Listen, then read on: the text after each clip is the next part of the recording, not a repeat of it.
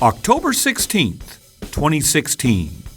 From Las Vegas, Nevada, this is episode 111 of You Can Bet on That. Hi, everybody. Welcome to You Can Bet on That, a podcast for the recreational gambler. My name is Mark Duvall. Sitting next to me is Dr. Mike. Hello. And sitting in front of us is the Vegas Internet Mafia. Give yourselves a hand.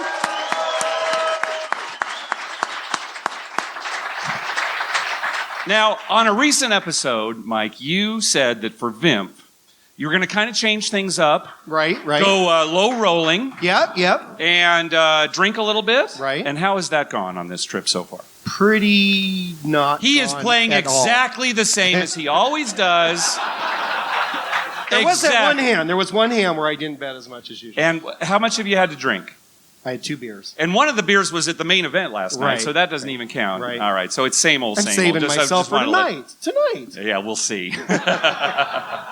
All right, well, we're going to tell some stories. Some of you have heard, some maybe you haven't heard. Well, there's one in particular we know nobody has heard. So we're just going to tell some stories. I want to start off by saying, and Mike, tell me what you think about this. I'm a bit of a know-it-all. No, I don't think so. I might be what Tim calls a pedantic asshole. Yes. At times, right? That's where the definition came from, Tim. In fact, now I brought the card protector that I use at our poker home game. I couldn't find it in our luggage. We got locked out of our room right before the show. Maybe you saw my tweet. But Mike, what does it say on the card protector that I put on top of my cards at our poker home game? It says, "Don't be a dick." It's for me to look at, so when I'm in the middle of the game, I don't, tell somebody, "Oh, I can't believe how horribly you played that," or, "It's your turn to act." It's a reminder to you, but it can also be, you can flash that. Sure. And how effective do you think it's been? You've played at the game. It's not effective at all. It's not very effective. It's a chip that you never look at. So it's karmically appropriate that I am responsible for the biggest blunders in our gambling lives. Yeah, most people would say it's me. I mean, I think everyone would agree with that, but it's not. It's Mark. Yeah. We were going to talk about 2 of them, but there's a third one now that happened this morning at the Hangover Challenge Cup, the tournament, the very last hand. If I had taken a card, which was the correct thing to do according to blackjack basic strategy. Which he always goes on about, but I'm thinking, this is a tournament, right? I got to be thinking on multiple levels here. And, if I had taken a card, I would have won the tournament. We figured it out afterwards. Instead, I didn't take a card. I came in 5th place. No money. No money. Wow. So congratulations to Jim, who won. All right.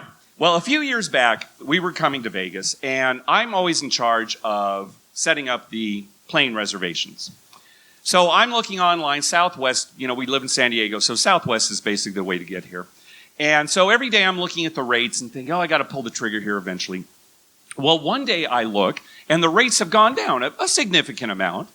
So I said, okay, Mike, I'm making the reservations. Here's the deal. We're good to go. I'm always saying, just make the reservations. No, but I was, let's get a good price. Waiting for it to go down $4.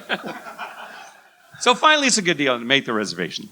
So we're all set to go. So Mike's wife drops us off at the airport, and we're looking for our flight up on the monitor, and we don't see it.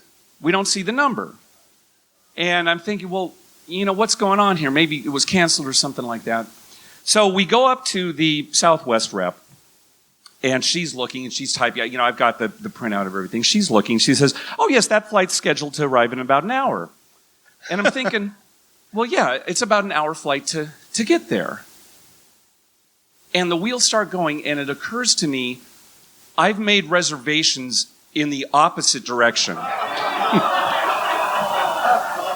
So, it's that feeling where you've made a horrible mistake, but you're thinking, well, there's got to be some way out of this. We just...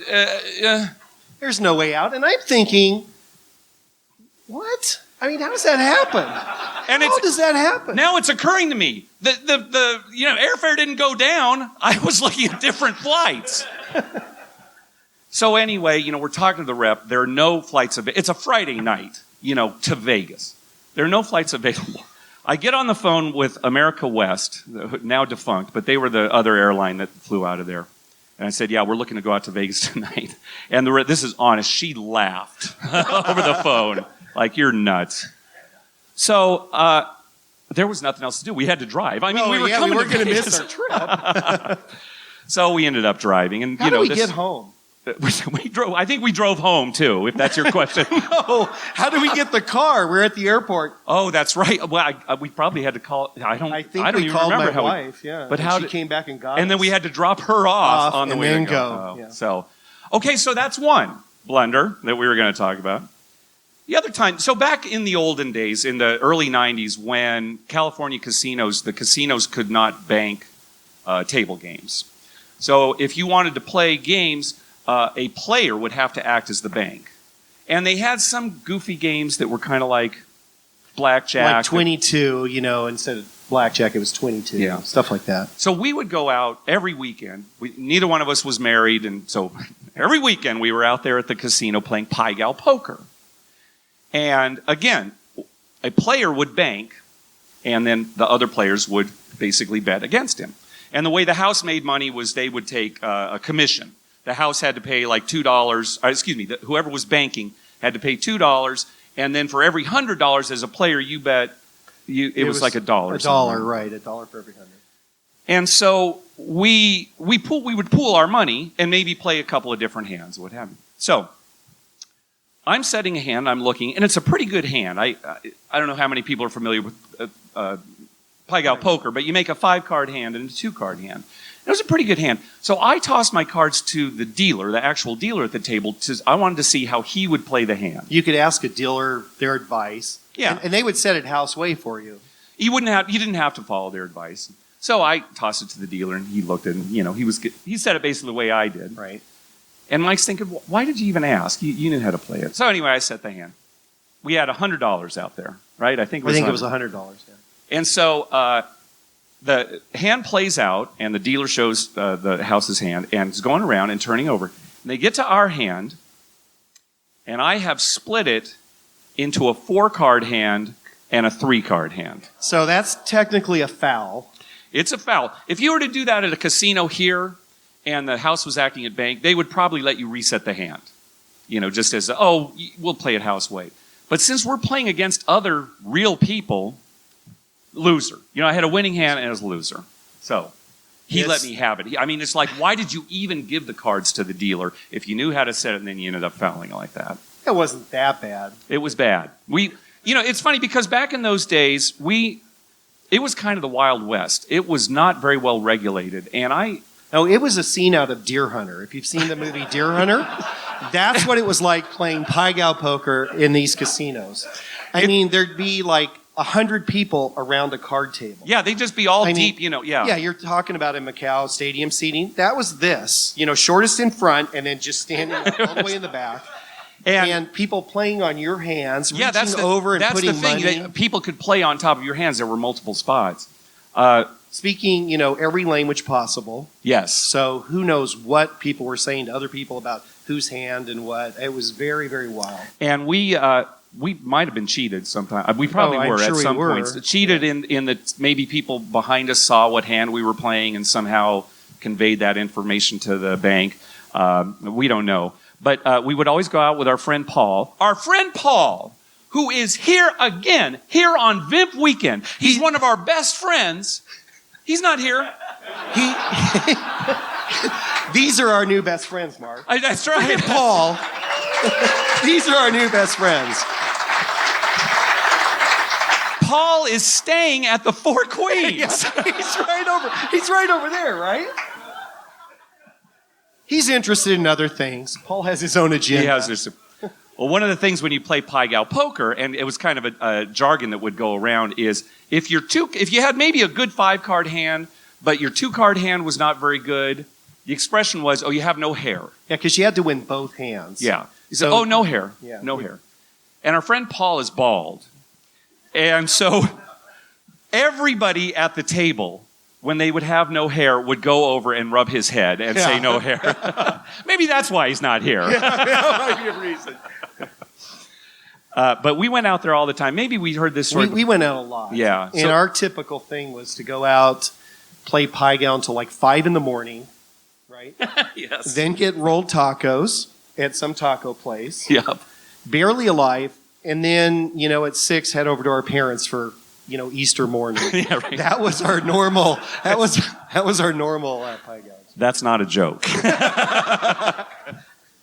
We would always go out for rolled tacos. There was one time that I remember particularly. This is a big story. I hear this every week almost. Where we got rolled tacos, we drove through. We had this place that we would always go to. Rolled tacos, taco stands in San Diego, in Southern California. Many of them are open 24 hours. We go through the drive-thru. Many of them? Many of them, yes. All of them. So we're going through the drive-through, and Mike is eating some rolled tacos or something, and he's sitting in the passenger seat of my car. And honest to God, this is what it looked like. He opened up the hot sauce and then poured it into my heater vent. It did not look like somebody, whoa, it was more like. He's not making that up. It did look like that. I'll admit to that. That was not my intent. My intent was to somehow set it up there. But at 5 in the morning after playing Pai Gow all night, Yeah. All I could think of was, this needs to go in the heater vent. His car smelled like taco sauce for like till I sold it. Yeah, till he sold it. One more story, not quite a funny story, but sort of unbelievable when we were playing out there at these casinos. Well, you tell it, Mike, because it happened to you. Yeah, we're walking through Sequan Casino at San Diego. People know where that is. Anyway, I'm walking by the trash, and the trash is full. Completely full, and it's mounded up over the top. Sitting on the top of the trash is a $100 bill. It's just sitting on the trash. Yeah, it wasn't like crumpled up. No, it's not like somebody threw it away. It was It's like they placed it there. So I took it. What else can you do, right? You can't. Yeah. Anybody? Anyone lose 100? Anybody lose 100? So, Yeah, sitting on the trash. Who put it there? I don't know, and I think you were out of money, so it worked out great. Yeah, it worked at out the time. great. So- All right, so something else we used to do back when we were both single, we would deal for casino parties. This was right after we got out of school. Yeah, so we're out of college, and just on the weekends, just almost for fun. We got paid, but not much. But just for fun, we would deal these casino parties. Well, it was good. We number one, we liked gambling. Yeah, so it kind So of it kept us in there. Yeah. There was always girls at the parties, so we were interested in that. yeah. And, we made like $30. Yeah, it wasn't much, but we would deal craps and teach people the game, so we'd have a really good time. Well, one of these parties usually was charity events, that kind of thing. Sometimes corporate parties. One of these events was, I think it was a charity event. It was a Christmas party for A gym. a gym. Yeah, so Gym was having their Christmas party. like a 24-hour fitness or Gold's Gym. It was Right. one of those kind of things. So they were having a casino party actually in the gym. And often when we would go on break, the people putting on the party said, "Oh, help yourself to the food." So that was always great. So one of these parties, we were both on break and we had some food. And we said, well, let's stop by the restroom before we go back to the to our table, Yeah. right? So we walk into the restroom, and standing there at the sink is a completely naked man Completely. eating food from the party. And he had a plate of mounded food. It was a huge plate of food. And this was at the sink in the bathroom of a gym, and he was kind of like, the plate was here just. He looked at us like, "What are you guys doing in here?" Well, we're going to the bathroom. It's the bathroom, okay? And it's Dr. Mike's fault, right? Because Yeah, he sees public nudity have you seen anything this weekend? No, not this weekend. No. We still got time. And it- The best thing about that story is, though, think about it. He was completely naked eating a plate of food. So, did he go get the food, come in, put it down, get completely naked, and decide to sit on the sink and eat it? Or was he naked sitting on the sink and somebody brought him a plate of food? Which is, maybe worse. There's endless scenarios there. And neither one of us at that, we were young. I would have asked now. I would have said, so What's the deal here? God. I mean, that was amazing. It was amazing. It has bothered me my whole life to this point. I mean, I sit there at night sometimes and think, what the hell is that guy doing? It's going to be me in about, what? That's right. 30 years when I'm 90. That's like me my dad. asking Yeah, you. that'll be me. It'll be What here. are you doing? Yeah. Be at the D restroom right over here. Yeah, you'll be right Hey, it's back there, Dr. one of those Mike, booths. everybody. We play in a regular poker tournament that one of our friends, Dave, puts on. He does a great job of doing it. This is kind of a couple of funny stories about this, but at the beginning of the tournament, he says, protect your cards. You know, anybody who's played poker knows you got to protect your cards. Make sure that the dealer doesn't inadvertently fold them for you, put them in the muck. You have to protect them. And the best way to do that is with some kind of card protector and keep it right in Chip front that of you. says, something don't like be a that. dick. We've got a real good friend. It's honestly what it says. I wish I could have found it so I could have passed it around. So we have a friend, Lyndon, who plays in our home game. And this announcement had just been made. And, you know, this is a bunch of friends getting together. So they don't have dedicated dealers. We're all taking turns dealing the cards and taking everything up. And so I've got a pretty good hand. I don't know what it was, ace, king, something like that. Yeah. So I put my, card protector on there. And I, make my bet. And it's time for a flop. So Lyndon brings all the money into the table, takes the card protector off my cards and puts it in the muck. Yeah, good for Lyndon. It's one thing to protect your cards, but when the dealer actually removes the card protector and then mucks the cards, there's not much you can do. That same tournament, this guy, I had pocket kings, a very good hand in Texas Hold'em. And the guy 2 down from me says what he's going to do. And he says, call in. Call in. Yeah, As in, his name? He's calling. He wants to make a call, but he says, call in. Now, what does that sound like? It's like all in, right? Yeah. So maybe it's just his name. Call him. So I shoved in, right? Oh, I'm with you. Oh, no, it's just a call. So now I've given away my hand. And anyway. Quite a while ago, I think it was before you were married, Mike. Yeah, it was. Mike and my wife and I went to Del Mar Racetrack. And it was a big day at the racetrack because it was like jockey day. Wasn't it something like that? It was retired jockey day. Right. All the retired jockeys, famous jockeys were there. Yeah. And one of the jockeys there was Willie Shoemaker. Willie was like his nickname. He probably didn't like that. I don't think jockeys probably like being called Willie. But Bill Shoemaker, William Shoemaker. Who doesn't like being called Willie? But Bill Shoemaker, in his day, was certainly the most famous jockey, and still maybe the most famous jockey that's ever lived. Yeah. He was involved in a terrible car crash, a single car crash. I think he was drunk. Right. And so for the remainder of his life, he was in a wheelchair. He was paralyzed. And so he was there, though. And, hey, Bill, Willie, hey, it's really good. And tell your story. Well, they're parading all the jockeys out from the paddock onto the track. And there's, people are lined up on the side. So me and Mark and his wife are standing there. And here comes Willie Shoemaker in his wheelchair. And I swear to God, he veered out of his way to run over my foot. I mean, he literally ran, and it wasn't just a wheelchair. It was a scooter. Yeah. Yeah, it was heavy. And you're, Mr. Shoemaker, glad to move. Ah! I didn't move or anything. I mean, it's not like I moved. He veered out of his way to run over me. And then just kept going. Didn't say a word. And what can you say? Yeah. Hey, the whole asshole. the whole wheel. I mean, it's like going over a bump, right? Didn't he feel my foot? So anyway, I've got that going for me. Yeah. So I've been run over by Willie Shoemaker. All right. So those are some of our good stories. It looks like we're up on time. So hey, we want to thank Chuck and Hunter for all the work that they did. Now, honestly, excellent.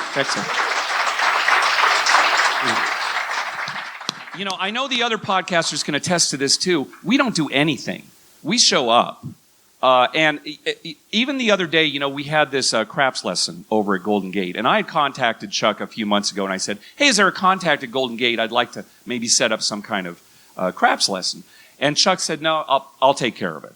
So come Friday when we're there, not only did they have a table reserved for us, but it was all I thought we would be teaching people as they with honestly their own played money. the game. Yeah, we with thought their own they'd money. have to use their money, and Because they get last year disappointed. I explained the game, but you really have to kind of get the chips out there. They had play chips available for everybody. It was an hour long. They had dealers that dealt for us. So that's an hour's worth of craps table money that the casino's missing out on. Thank you so much to Chuck for setting that up, for Derek for everything that he's done this weekend, for Golden Gate for setting that up. Just tremendous.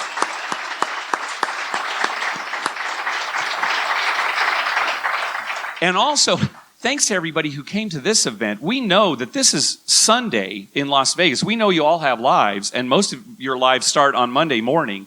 So, well, also, it's catch-up day. So they need to be out there gambling. Yeah, that's I mean, you're wasting our time. So thank you all for coming to this event and sticking around. We really appreciate it, and I know I speak for the other podcasters as well. Also, one last thing. After VIMP, tonight, Luxor, 8 o'clock. We've got a table there. If you want to come join us, come join us. And thanks, everybody. Thank you. Thank you.